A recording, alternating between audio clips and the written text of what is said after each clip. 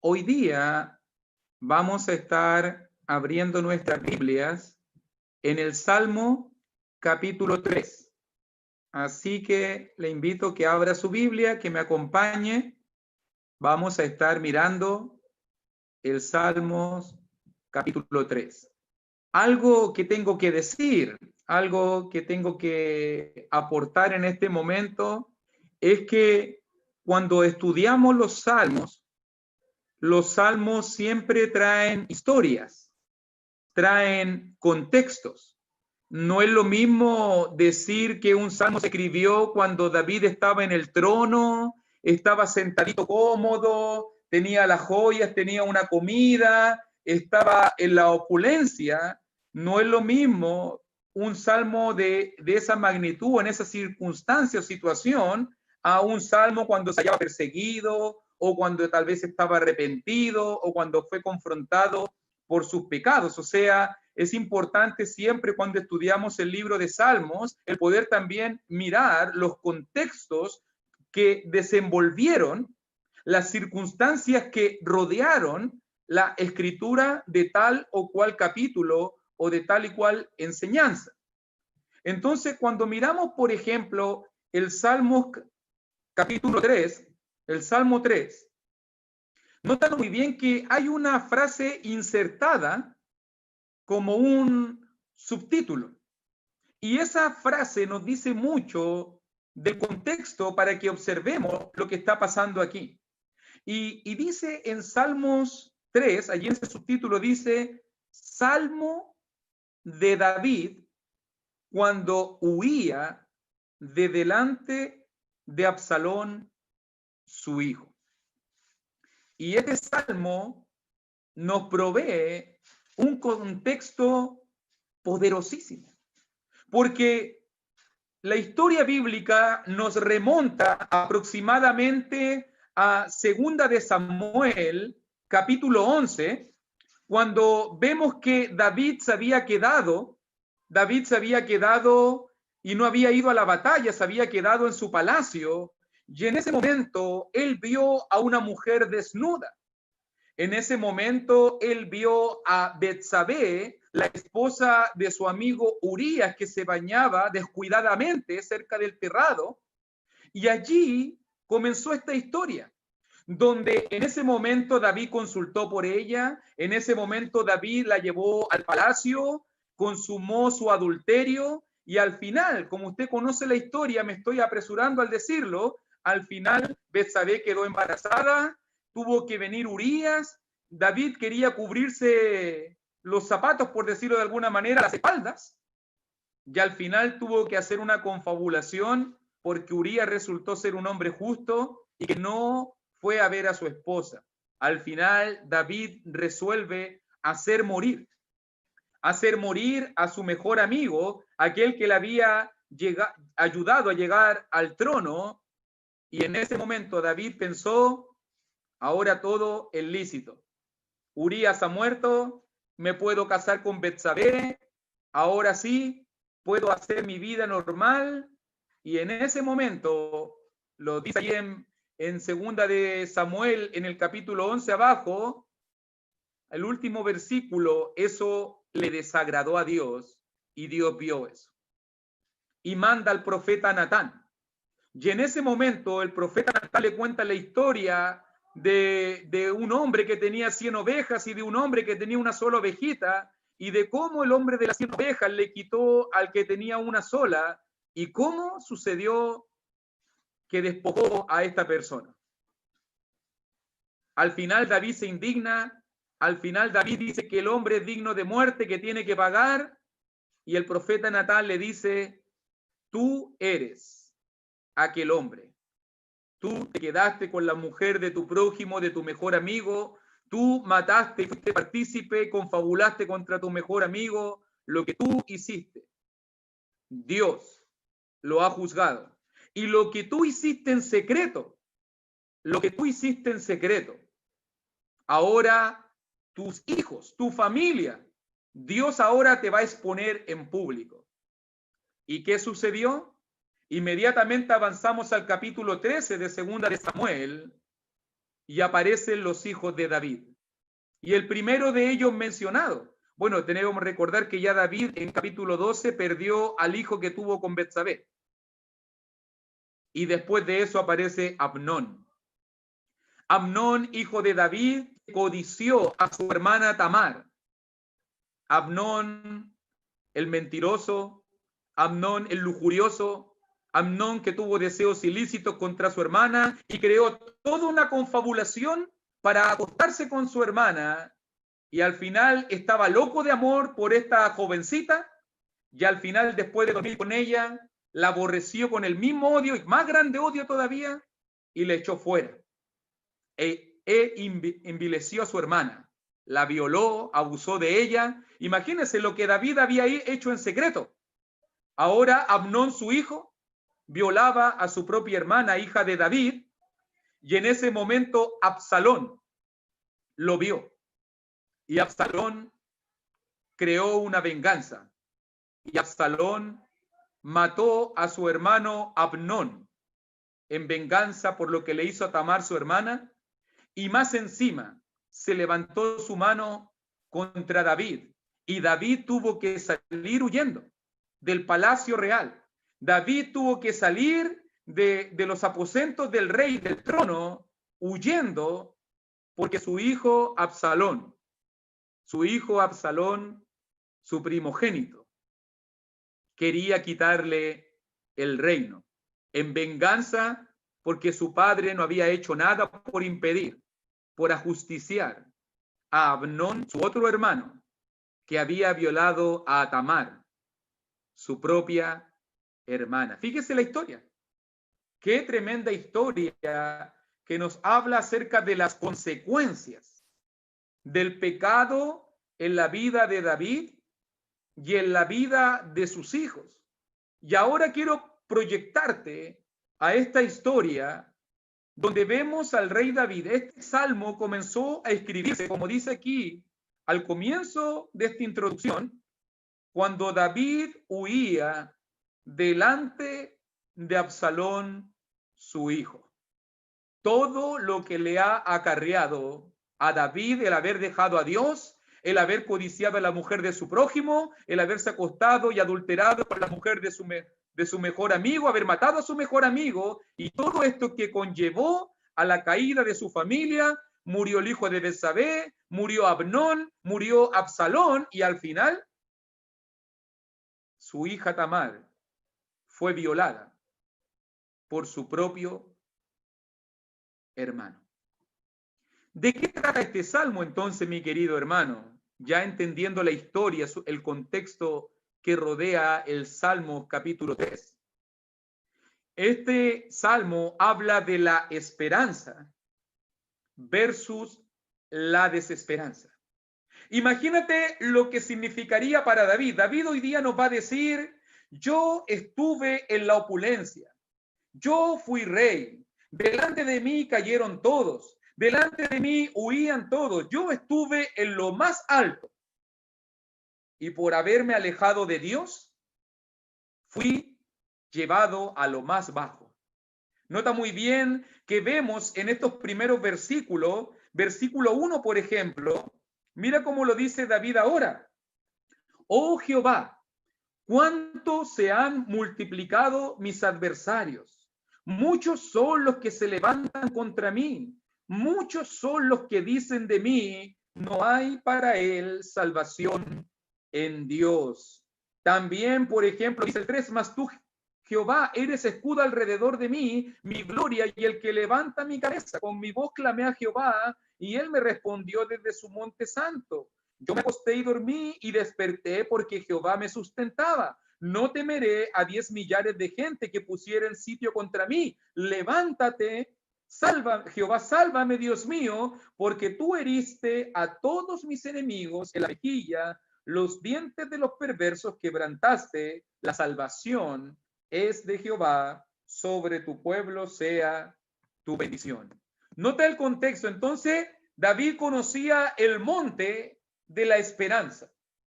David había estado en la altura de la esperanza. David había estado en la altura de tenerlo todo. David había estado en la gloria de tener una correcta relación con Dios, de estar bien con Dios, de haber estado en la opulencia delante del Señor, y de repente, por culpa de sus pecados, por las consecuencias de sus propias malas decisiones, que trajo calamidad a su propia familia, nota las palabras de David ahora: muchos son mis adversarios, muchos son los que se levantan contra mí, muchos son los que dicen de mí, levanta mi cabeza. Estaba humillado, estaba clamando a Dios en desesperación. Hay ejércitos que están oponiéndose delante de él, que están poniendo sitio contra él.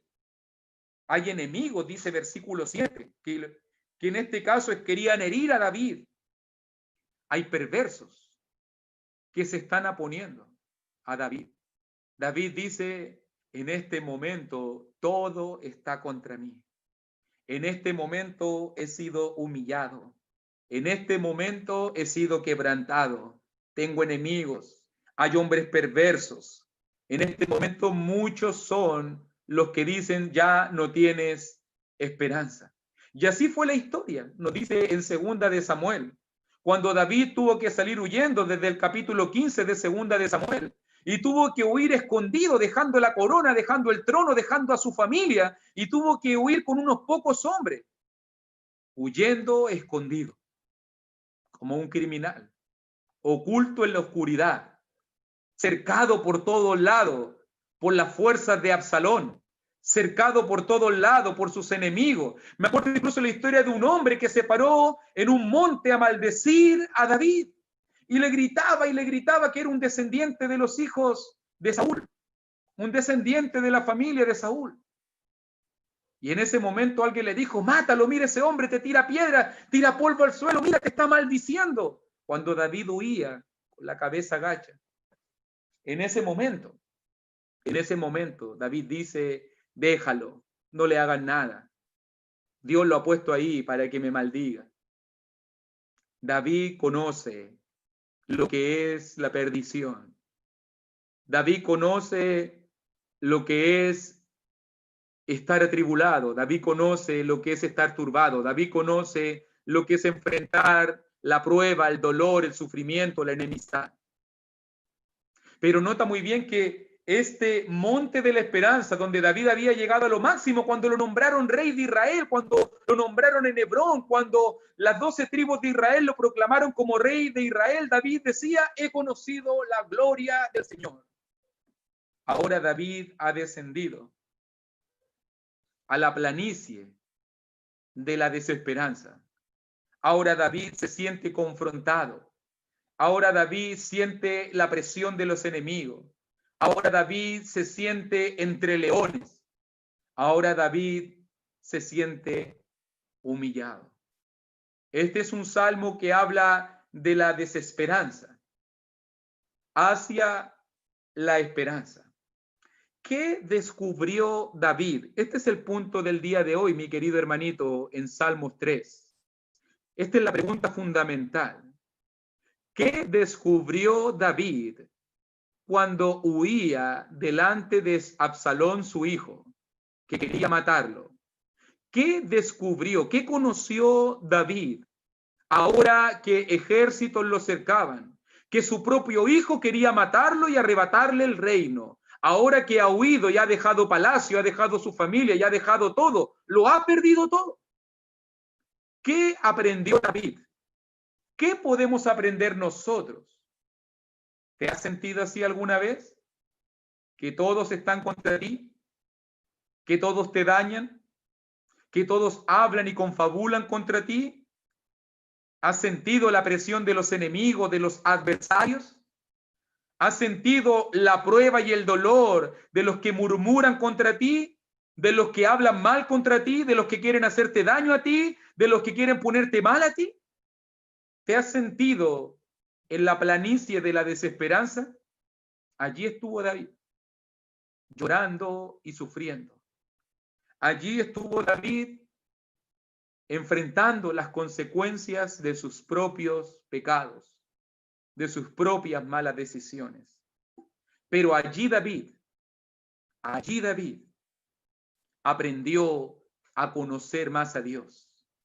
Déjame decirte, mi hermano, que las pruebas, las crisis, las situaciones difíciles son la mejor manera de cómo realmente podemos conocer el poder, la soberanía y la ayuda de Dios.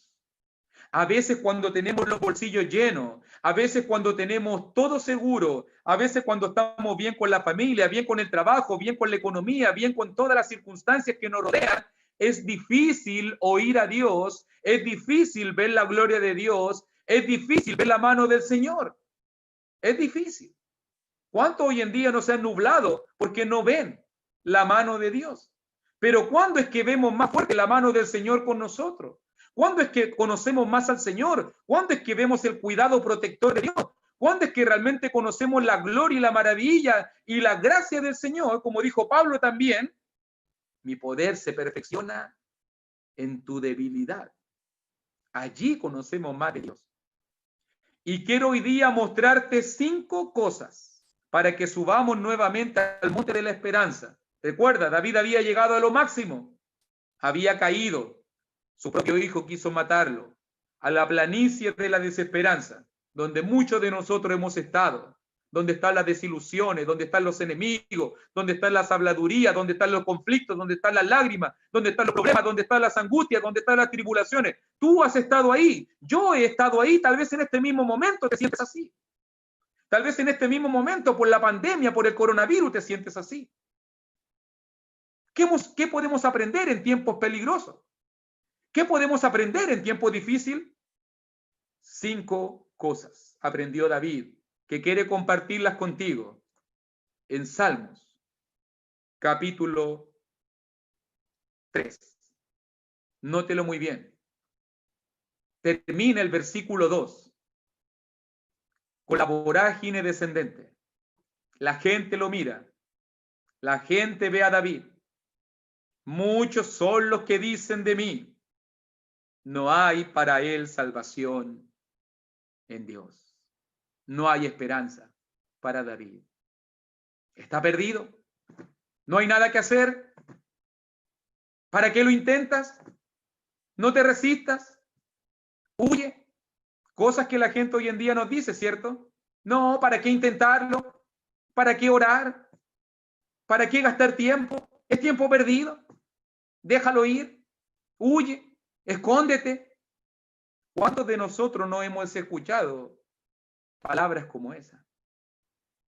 Pero de la planicie de la desesperación, David comenzó a ver la poderosa mano de Dios. Y allí, humillado como él estaba, comenzó a darse cuenta que ahora cuando no tenía a nadie, ahora más fuerte sentía la voz de Dios. Ahora más fuerte sentía la mano de Dios. Ahora más fuerte veía la obra de Dios. Y por eso cuando todos se le oponían, cuando todos lo querían matar, cuando todos lo querían ahuyentar, quitarle el trono, destruirlo, ahora David dice, ¿qué descubrió David? Versículo 3, mas tú, Jehová, eres escudo alrededor de mí, mi gloria y el que levanta mi cabeza. Los escudos, le hablo sobre todo a los cinéfilos, a los que les gusta el cine. Los escudos como el del Capitán América y de otros grandes superhéroes. Los escudos normalmente son la primera barrera de defensa que se tienen. En esos momentos recuerda que David era un poderoso guerrero, era un valiente luchador de las batallas de Jehová. Él sabía la valía de un escudo, sabía cuánto protegía un escudo. Y nota muy bien que David toma la primera imagen y dice, tú eres escudo alrededor de mí. ¿Qué conoció David? Aunque todo el mundo esté contra mí, Dios es mi escudo protector. Dios es mi defensor. Dios es mi barrera que me protege, que me cuida, que me cubre. si estoy bien con Dios, tengo el mejor escudo de todos. Lo primero que descubrió David es que Dios es mi defensor. Es que Dios es tu defensor. Esa es la primera gran verdad que David descubrió. Tal vez David no tenía ahora una espada. El valiente guerrero de Jehová no tenía una espada en su mano, huyendo despavorido de su hijo. Pero David sí tenía un escudo. Y ese escudo era el Señor. ¿Quién es el que te protege hoy, hermano? ¿Quién es el que te cuida hoy día? Con ese manto protector, con ese manto invisible. El ángel de Jehová acampa alrededor de los que le teme y los defiende.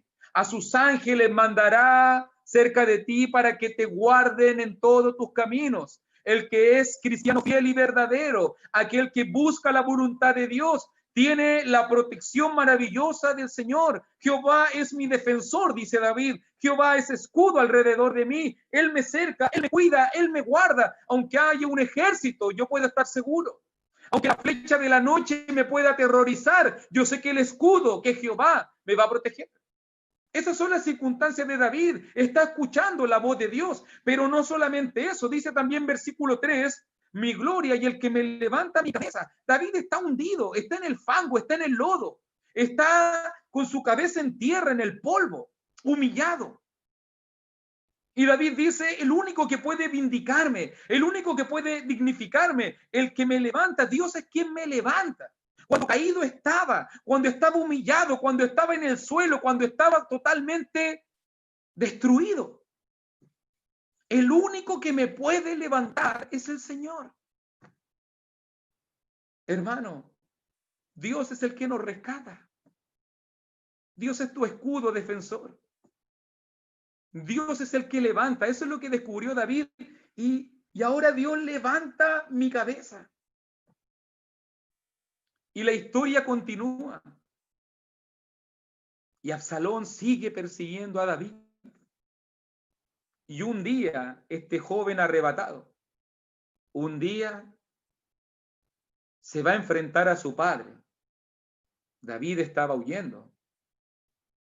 Joab, el general de David, trata de ayudarlo.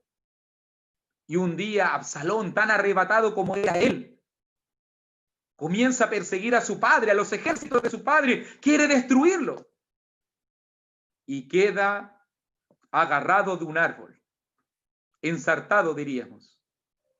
Y quedó allí el joven, el caballo se cae y quedó allí en el aire. El general de los ejércitos de David lo ve, le van a avisar. Absalón quedó completamente indefenso, agarrado de un árbol sin poder moverse. Y como el general del ejército de David era bastante impulsivo, tomó una lanza y atravesó el corazón del joven. Y así mató al hijo de David. Y se lo fue a avisar. Imagínate ahora la historia. Ahora David va de vuelta a su palacio. Ahora David, los que lo criticaban, los que lo humillaban, los que lo insultaban, aquellos que lo estaban persiguiendo, ahora se postran delante de él. Mi rey, lo estábamos esperando. Mi rey, ya murió Absalón, ahora vuelve a tu trono. David ahora va rumbo a Jerusalén, nuevamente a tomar posesión del trono. Una lágrima corre por sus ojos. Ha muerto su hijo, aquel que quería levantar su mano contra él. La única bendición de la situación fue que David no tuvo que matar a su hijo. Fue la única bendición que yo veo. Pero imagínate lo difícil que tiene que haber sido para David haberse enfrentado a su propio hijo y saber que su propio hijo murió y que ahora él va a volver al trono nuevamente. Va a volver a ponerse la corona. Va a volver a reinar sobre las 12 tribus. Va a volver a tener la gloria. El que levantó su cabeza Estaba en el polvo humillado, huyendo. Todos se oponían a él. Ahora Dios lo levantó nuevamente y lo llevó nuevamente al trono. ¿Qué más conoció David? Versículo 4. Tercera gran verdad. Primera gran verdad que dijimos, David conoció que Dios es su defensor. Versículo 3.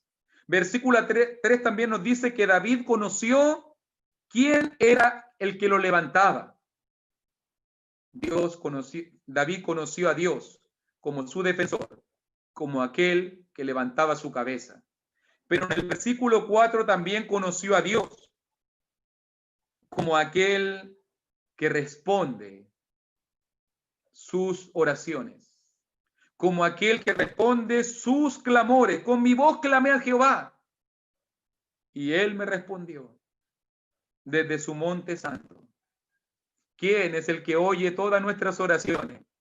¿Quién es el que responde a todos nuestros clamores?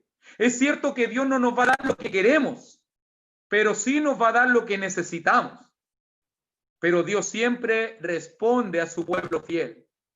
Y David dice, Dios me oyó. Yo no tenía por qué huir. Era el rey, lo tenía todo. Mi hijo levantó su mano contra mí. Ahora Dios se encargó de poner las cosas en su lugar. Ahora yo vuelvo al trono. Dios me ha escuchado. Dios ha oído mi oración. Tercera gran verdad que David contempló, conoció y experimentó. Dios es el que responde a nuestras oraciones. Incluso, versículo 5, cuarta gran verdad. Mira lo que David descubrió en medio de la crisis, en medio del dolor. Yo me acosté y dormí y desperté porque Jehová me sustentaba.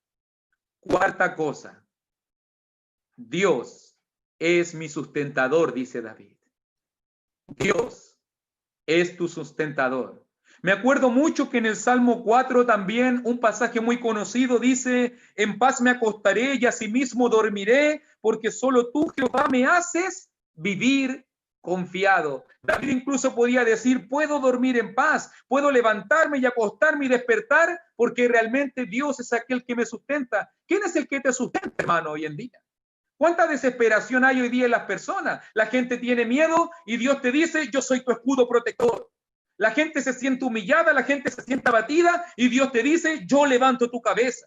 La gente tiene peticiones y Dios te dice, yo respondo tus oraciones. La gente tiene miedo al futuro, tiene miedo al mañana y Dios dice, yo soy tu sustentador. No tengan miedo del futuro. Yo me encargo de tus necesidades. Eso es lo que David descubrió cuando huía de su hijo Absalón. Que Dios es su sustentador, que Dios nunca te suelta de su mano. La idea de sustento tiene que ver con eso, el que nos sostiene, el que nos lleva en su mano. Hermano, tú estás en la mano de Dios. Incluso en medio de la pandemia, incluso en medio del coronavirus, incluso en medio de la crisis económica, incluso en medio del problema que sea, tú estás, yo estoy en la mano de Dios.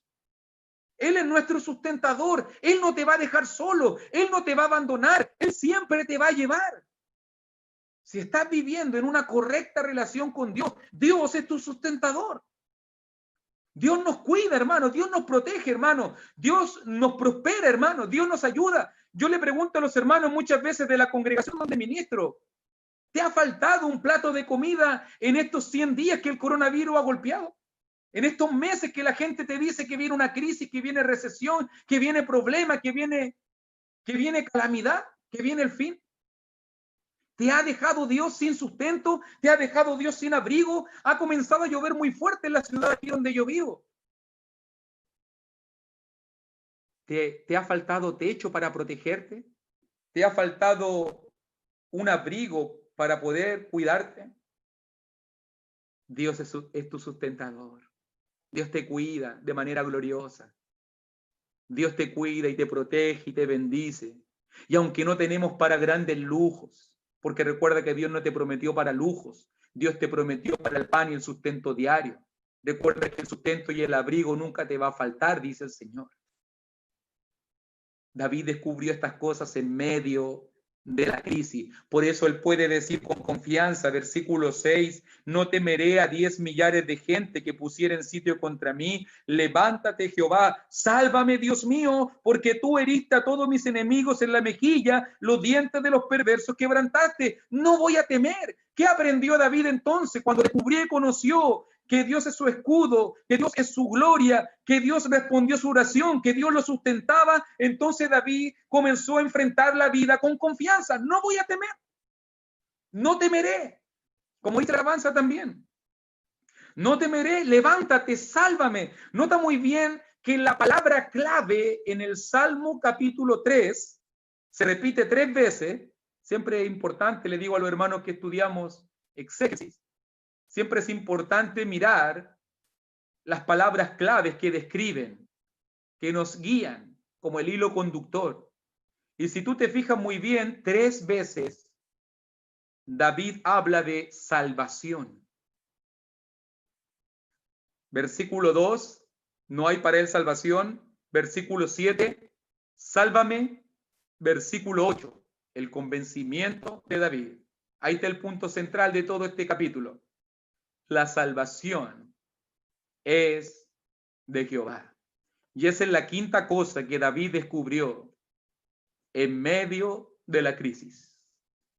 Jehová es mi Salvador. ¿Quién es tu Salvador, mi querido hermano? ¿Quién realmente es tu escudo, tu defensor?